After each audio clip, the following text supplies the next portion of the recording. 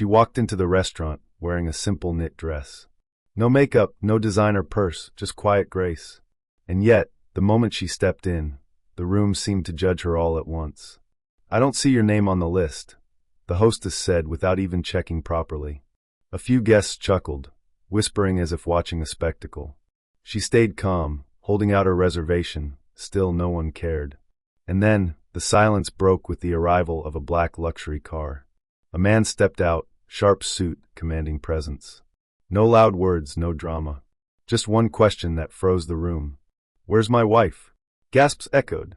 Eyes widened. And in that moment, everyone realized they had just made the worst mistake of their lives. The soft chime of the doorbell echoed as the glass door opened. Emma stepped inside, wearing a simple beige knit dress and worn-out flats. Her hair was neatly tied back, her face bare and gentle. The restaurant gleamed with elegance, warm yellow lighting, white tablecloths, and the subtle clink of glassware. Everyone was dressed to impress, engaged in cheerful conversation.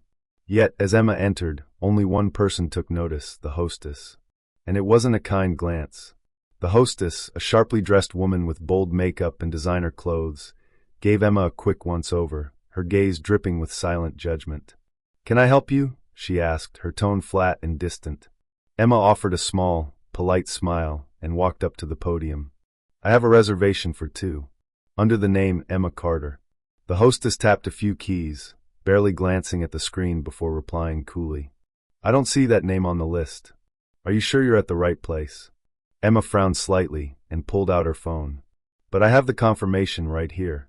Without even looking, the hostess replied. "Still nothing. Maybe you should check another restaurant."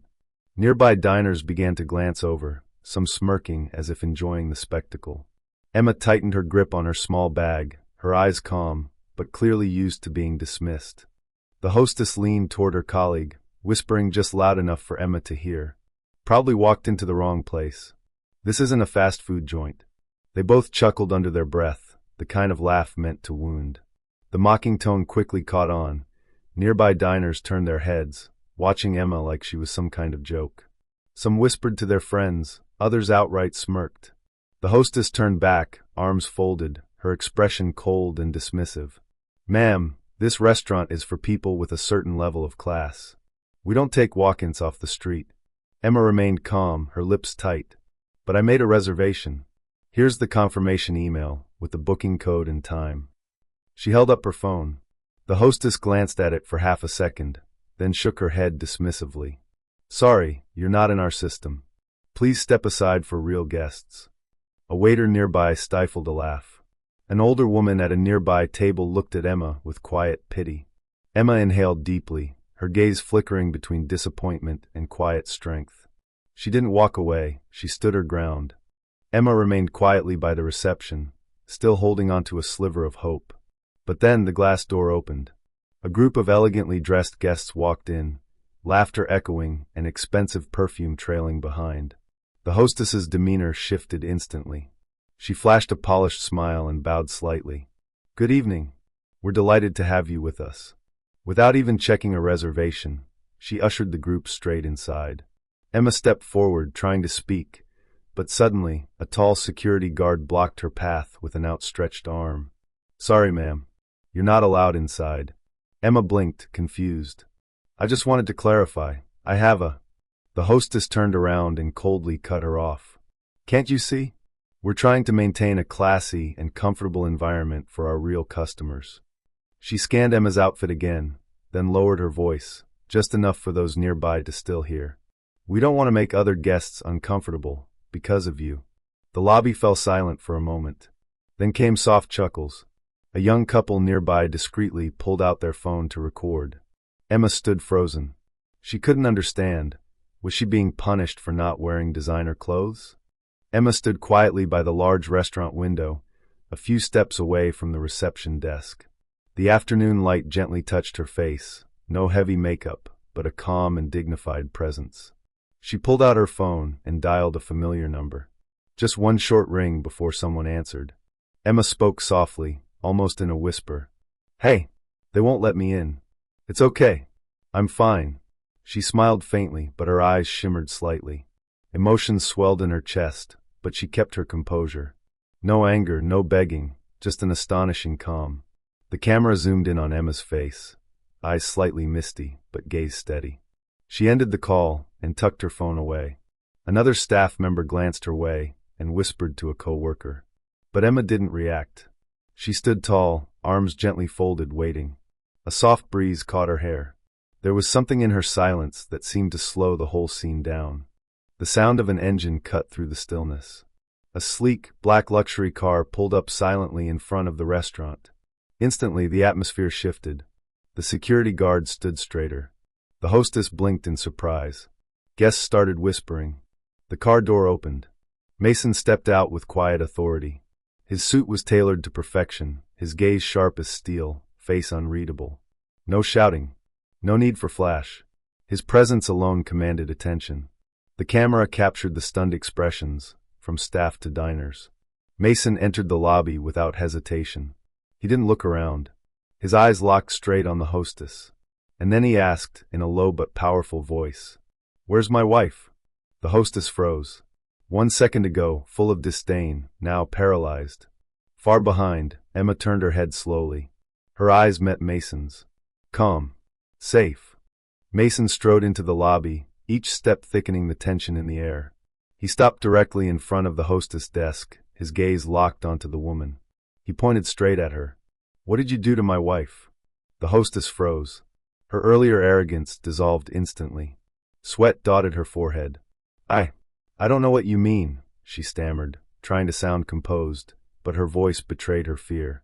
Mason stepped closer, his tone cutting and calm. "Don't know? Or do you only recognize dignity when it steps out of a luxury car? Do you think kindness is reserved for people you know are rich?" The room buzzed. Guests began whispering. A few raised their phones, recording. The once proud hostess was now the center of unwanted attention. Emma stood silently behind Mason, saying nothing. But in her eyes, justice had started to arrive. The restaurant owner hurried from the back, rushing over to Mason and bowing deeply in apology, his face full of regret. "I'm so sorry for this incident. We will clear everything up immediately." But Mason remained unmoved, his gaze cold and unyielding. "I want all the security footage saved. Not for a lawsuit, but to educate your staff." Mason spoke in a calm yet authoritative tone, causing the restaurant owner to bow his head even lower. At that moment, the hostess, unable to bear the weight of the situation any longer, broke down in tears. She dropped to her knees, pleading for forgiveness. "Please, I'm so sorry. I didn't mean to. I was just doing my job." But the remorse in her words couldn't undo the arrogance she had shown earlier.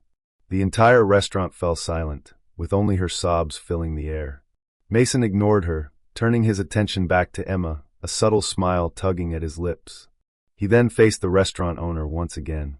"This isn't about being rejected. This is about respect and how you treat people." The tension in the room was razor sharp. Every eye fixed on Mason as he took another deliberate step forward, his gaze piercing. "In fact," Mason said, his voice calm yet thunderous, "I bought shares in this restaurant 3 months ago." The entire dining hall seemed to gasp in unison. The owner's eyes widened. You're the majority shareholder?" Mason nodded slightly, his eyes never leaving the owner's. "I don't usually flaunt it, but today I feel it's necessary." He let the moment sink in, then continued. "From now on, this will be the first establishment to enforce a strict zero-tolerance policy against all forms of discrimination." No one dared to speak. The guests began murmuring, some rising to their feet, as if waking from a silent slumber. The hostess remained on her knees, trembling.